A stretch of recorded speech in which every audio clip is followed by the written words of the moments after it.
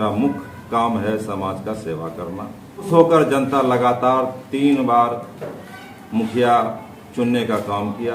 वृक्ष जो लगाए हैं आज भी वो वृक्ष मौजूद है, लहलहा रहा है। पूरे पंचायत में काम किए हैं, हर वार्ड में काम किए हैं, कोई भी वार्ड विकास से वंचित नहीं। इस पंचवर्षीय में कम से कम 700 इंदिरा आवास देने का काम किए हैं। इस पंचवर्षीय में इस 4 नंबर में बहुत गरीब लोग, सब राइन बिरादरी के लोग, शेख बिरादरी के लोग ही है।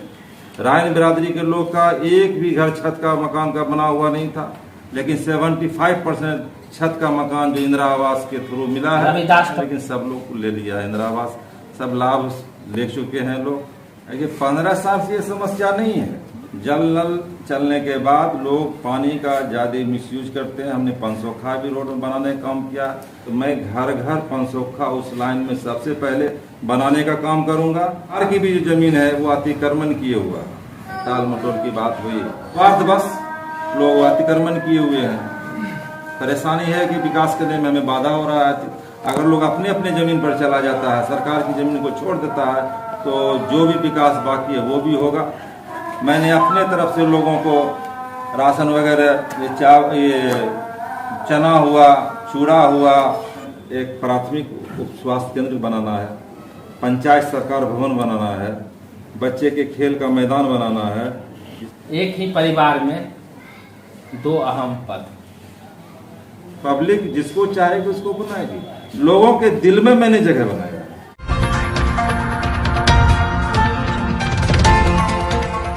नमस्कार, आप देख रहे हैं इनकलाब इंडिया और मैं हूं रोशन संगई। आज हम भागलपुर जिले के बिहपुर प्रखंड में आए।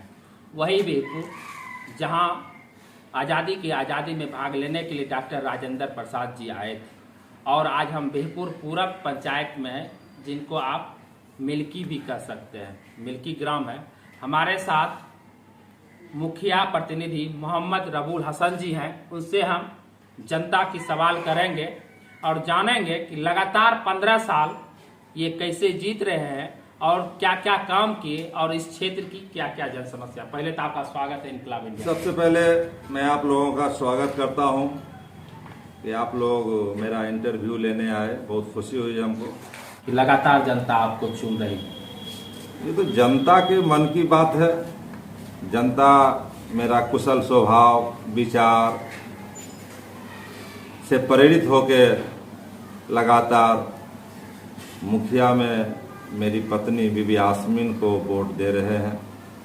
इतना ही नहीं, मैं भी पैक्स अध्यक्ष हूं। तीसरी बार मैं भी पैक्स अध्यक्ष का चुनाव जीता हूं। समाज सेवा में लगे रहते हैं। मेरा मुख्य काम है समाज का सेवा करना। आज से पहले जब हम नहीं थे, बहुत सारी समस्याएं थी मेरे पंचायत में। एक एक करके हमने दूर करने का काम किया। लोग जो भी समस्या लेके आते थे हमको दूर उनका करते थे। और जो समाज का समस्या था, सामाजिक समस्या, उसको हम अपने वार्ड सदस्यों से और आम सभा करके लोगों से जानकारी लेकर के कि ये समस्या है, वो समस्या है, सारी समस्या को एक एक करके दूर करने का काम किया, जिससे खुश होकर जनता लगातार 3 बार मुखिया चुनने का काम किया। चौथी बार फिर चुनाव मैदान में है। अब जनता की अदालत में है। जनता जो फैसला करेगी उसे मैं स्वागत करूंगा। 15 साल में मुख्य रूप से आपने क्या क्या काम किए हैं, थोड़ा हमारे व्यूअर को, श्रोताओं को बताएं।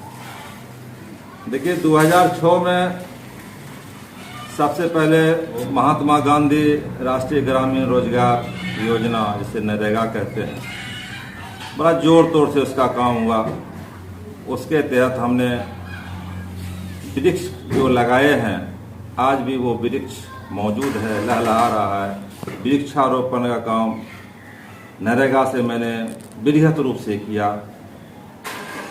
आज क्या है, जहाँ भी लगा है मेरा सक्सेस योजना रहा। हर जगह फल फूल रहा है। वृक्ष पर्यावरण को संतुलित करने के लिए वृक्ष का होना बहुत जरूरी था।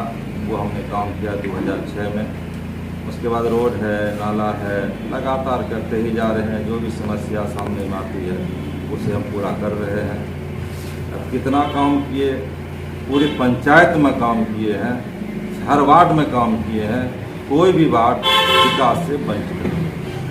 कितना इंदिरा आवास, प्रधानमंत्री आवास योजना या जो भी उस आपके पहले टर्म में आवासीय, कितना आवासीय योजना किए? देखिए 2006 में जो मुखिया चुनाए गए उस वक्त इतना इंदिरा आवास आता नहीं था, साल में 35 ठो 40 ठो आया करता था। और ये 2011 में भी वही हाल रहा। लेकिन हम शुक्रिया अदा करेंगे माननीय प्रधानमंत्री नरेंद्र मोदी जी का, वो जब से आए हैं इंदिरा आवास का लक्ष्य बृहद पैमाने पर दिया, जिसके बुनियाद पर हमको लगता है कि इस पंचवर्षीय में कम से कम 700 इंदिरा आवास देने का काम किए हैं इस पंचवर्षीय में। इससे आगे वही 35-40 करके पर ईयर आया करता था, उस हिसाब से ही काम किए हैं। यानी कि 5 साल में लगभग 700 और उधर 10 साल में हमको लगता है कि 35 दूनी 70 नहीं 12-1500 का। हाँ 12-1500 का काम किया। जब हम आपका क्षेत्र घूम रहे थे तो आपके पंचायत में एक बजरंगबली स्थान है और फिर 4 नंबर और 12 नंबर का वार्ड है।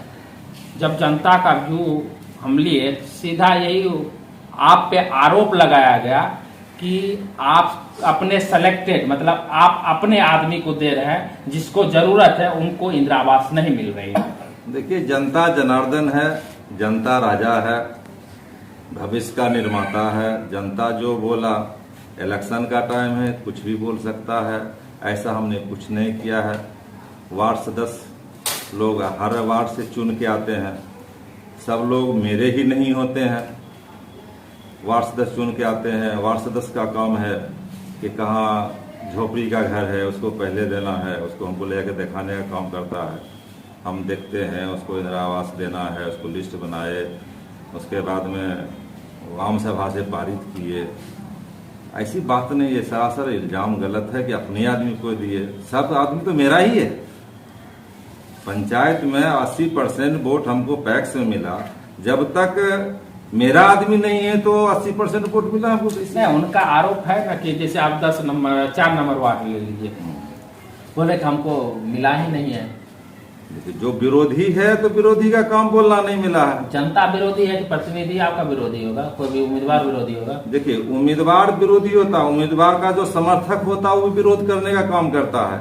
आप वहाँ बात किए 4 नंबर वाले से, अभी यहाँ पर भी 4 नंबर के कुछ लोग हैं, उससे भी बात कर ली। या 4 नंबर आप जाके देख लीजिए, 4 नंबर में बहुत गरीब लोग, सब राइन बिरादरी के लोग, शेख बिरादरी के लोग, ये राइन बिरादरी के लोग का एक भी घर छत का मकान का बना हुआ नहीं था, सब फूस का मकान बना हुआ था। चूंकि वो लोग बहुत गिरे तबके के लोग हैं, मजदूर तबके के लोग हैं, कोई खेती गृहस्थी उन लोगों के पास नहीं है, मजदूरी पर डिपेंड है। औरत और मर्द मिल के कमाते हैं तो खाते हैं, ये हाल है उन लोगों का। आप जाके देखिए 4 नंबर में आपको फूस का मकान हमको लगता है कि 25% हो सकता है, लेकिन 75% छत का मकान जो इंदिरा आवास के थ्रू मिला है। रविदास टोला में रविदास टोला में भी बना हुआ है मकान। कुछ लोग रविदास टोला में पैसा ले लिए, चूंकि पैसा जितना मिलता है महंगाई के हिसाब से लोग उतना मकान बना नहीं पाते हैं, जब तक अपना कुछ लगे नहीं तो लोग नहीं बना पाए। कुछ दूर बना करके एल्वेस्टर डाल दिया, कोई डाल दिया, लेके रह रहे हैं, लेकिन सब लोग ले लिया है इंदिरा आवास, सब लाभ ले चुके हैं लोग। ऐसा कोई बात नहीं है कि लाभ नहीं लिया। जब हम आप रविदास टोला गए थे, उनका कहना है कि मुखिया जी 15 साल इस पंचायत में राज किए, पर लेकिन इस समस्या, इस वार्ड का या उस रोड का जो जन समस्या है, न आपका पानी जल जमाव की स्थिति है। और रविदास जी का कहना है कि मेरा जो मोहल्ला है नीचे है, मेरे पास पानी जम जाता है। वो एक मंदिर का वो बोल रहे थे कि हम पूजा पाठ करने भी जाते हैं तो वहाँ जल जमाव की स्थिति होती है। आखिर इसका सॉल्यूशन 15 साल के कार्यकाल में मुखिया जी क्यों नहीं किए? देखिए 15 साल से ये समस्या नहीं है, ये हाल फिलहाल ये जनवरी फरवरी से समस्या है। जल नल जब से चालू हुआ, जल नल चलने के बाद लोग पानी का ज़्यादा मिसयूज करते हैं। हमने पंचोखा भी रोड बनाने का काम किया, लेकिन इतना पानी का बहाव है कि वो पंचोखा सोख नहीं पा रहा, जिसका कारण के जल जमाव हो गया है। अब एक ही समस्या है, अगर जनता मालिक हमें वोट देगी, अगर मैं फिर से आया तो मैं घर घर पंचोखा उस लाइन में सबसे पहले बनाने का काम करूंगा, तभी समस्या का निदान होगा। नहीं तो दूसरा कोई विकल्प हमें दिखाई नहीं दे रहा है, क्योंकि पानी का निकास ही वहां पर नहीं है। एक ही मात्र निकास है कि घर घर हम पंचोखा बना दें, यही एकमात्र समस्या का समाधान है, दूसरा कुछ नहीं। दूसरी बात यह है, अगर जो सरकार की भी जो जमीन है वो अतिक्रमण किए हुआ है, अभी जहां पर पानी बह रहा है, जिसको के पानी बह रहा है, चाहे 12 नंबर वार्ड हो, चाहे वहाँ पर 4 नंबर वार्ड हो, सरकार अगर इसको अतिक्रमण मुक्त करा देती है तो वहाँ पर भी बहुत लंबी चौड़ी जमीन है, अतिक्रमण मुक्त होने के बाद पानी का वहाँ पर भी हम बना सकते हैं कि पानी वहाँ रोक सकते हैं। आपने अतिक्रमण का बात बोला, अतिक्रमण का आप मुखिया हैं, जिम्मेदार पद पे हैं, तो आप इसकी शिकायत सीओ को किए या क्या किए, उस पर राय बताइए। जी, हमने सीओ को कई बार हमने कहा कि मेरे यहाँ अतिक्रमण है, सीओ साहब। उनके तरफ से क्या आदेश है? सीओ साहब बोले कि पूरा तो अतिक्रमण में है, देखते हैं, एसडीओ साहब से बात करते हैं, टाल मटोल की बात हुई, जिसके कारण देखिए एक मुखिया ने सीओ साहब पे डायरेक्ट आरोप लगा रहा है, टाल मटोल की बात कर रहे हैं क्या? जी हाँ, टाल मटोल, एसडीओ साहब से बात करेंगे, फिर मुक्त कराएंगे। चूंकि एक जगह की समस्या नहीं, पूरे पंचायत में आज रोड की जो स्थिति खराब है, चूंकि अतिक्रमण की वजह से विकास जो बाधित हो रहा है अतिक्रमण की वजह से। अगर अतिक्रमण मुक्त मेरा पंचायत हो जाता है तो मतलब कुछ जनता भी इसके लिए दोषी? जी हाँ, जनता भी इसमें दोषी है, स्वार्थ बस लोग अतिक्रमण किए हुए हैं। परेशानी है कि विकास करने में हमें बाधा हो रहा है। अगर लोग अपने अपने जमीन पर चला जाता है, सरकार की जमीन को छोड़ देता है, तो जो भी विकास बाकी है वो भी होगा। और मेरे पंचायत में हर जगह सही है, बस एक ही जगह यूँ समझिए कि जल जमाव की समस्या है, जो हमको भी अच्छा नहीं लग रहा है, उसका कुछ निदान भी समझ में नहीं आ रहा है। बस एक ही निदान मेरे दिमाग में आया है कि जनता जनार्दन अगर मुझे फिर वोट दिया, मैं मुखिया प्रतिनिधि बना, तो घर घर पंचोखा बना के इसका निदान करें। अब आते हैं वर्तमान समय में, कुछ दिन पहले तक कोरोना महाकाल चल रही थी, फर्स्ट स्टेज और सेकंड स्टेज जैसी आ रही है रिपोर्ट की, तीसरी स्टेज आने वाली है। और यदि बिहपुर की बात करें तो सबसे ज्यादा प्रभावित आपकी पंचायत रहा। तो कोरोना काल में आपने अपने जनता के लिए क्या क्या किया? देखिए, शुरुआत में जो कोरोना काल आया, लॉकडाउन हुआ, तो मैंने अपनी तरफ से सरकार की जो योजना हुई वो तो हुई ही, मैंने अपने तरफ से लोगों को राशन वगैरह, ये चना हुआ, चूड़ा हुआ, मुखिया फंड से नहीं, अपने व्यक्तिगत फंड से। अगला मैनिफेस्टो क्या क्या है, यदि जनता मौका देती क्या काम आप दिखाइएगा? देखिए, सबसे पहले हम आपको बताएं कि मेरे यहाँ एक ज्वलन समस्या जो वो है जल जमाव की समस्या, इसका निदान करेंगे। इसके बाद में एक प्राथमिक उप स्वास्थ्य केंद्र बनाना है, पंचायत सरकार भवन बनाना है, बच्चे के खेल का मैदान बनाना है, जिसका दिमाग में सेटअप कर लिए कहाँ क्या करना है। ये सब काम मेरे अभी बहुत बाकी है। 15 साल साहब सत्ता में रहे, ना अस्पताल बना पाए, ना अभी खेल का मैदान किए, तब 15 साल किया। जगह के अभाव में ऐसा कुछ नहीं हो सका है। अगर कमी रही तो सिर्फ जगह कमी रही, कोई देना नहीं चाहता है। और वही बात है कि जो सरकार की भी जमीन है तो लोग उसको अतिक्रमण किए हुआ है। तो जानकारी मुझे मिली है, हम जानकारी सीओ साहब से लिए हैं कि कहाँ कहाँ जमीन है, उससे हम कार्रवाई अच्छा, कर रहे हैं। एक चीज और आरोप आप पे लग रहा है, एक ही परिवार में 2 अहम पद। ये तो जनता के मन की बात है, हम ऐसा कुछ बात नहीं कि हम निर्विरोध चुना रहे हैं, दबाव में चुना रहे हैं। हम बार बार इलेक्शन से आ रहे हैं, जनता चाह रही है कि यही रहे, तो इसमें हम आप क्या कर सकते हैं? जनता चाहे तो बदल दे, जनता चाहे तो रखे। अभी हाल ही में चुनाव हुआ, ऐसी बात नहीं कैंडिडेट नहीं था, उसमें भी 3 कैंडिडेट था, उसमें 80% हमको वोट मिला पैक्स चुनाव में। आगे मुखिया चुनाव में 8-9 कैंडिडेट था, अब 3600 पोल हुआ, उसमें 1200 कुछ पोल हमको मिला, 200-250 पोल ज्यादा मिला था, मुखिया बन गए। हम तो चुनाव लड़के आ रहे हैं, पब्लिक जिसको चाहेगी उसको बनाएगी, जनता मालिक है। जनता की अदालत में जो फैसला होगा उसको लोग को मानना चाहिए। अब एक ही परिवार से हो, एक ही आदमी हो, ये तो जनता की मन की बात है, मेरे आपकी मन की बात है।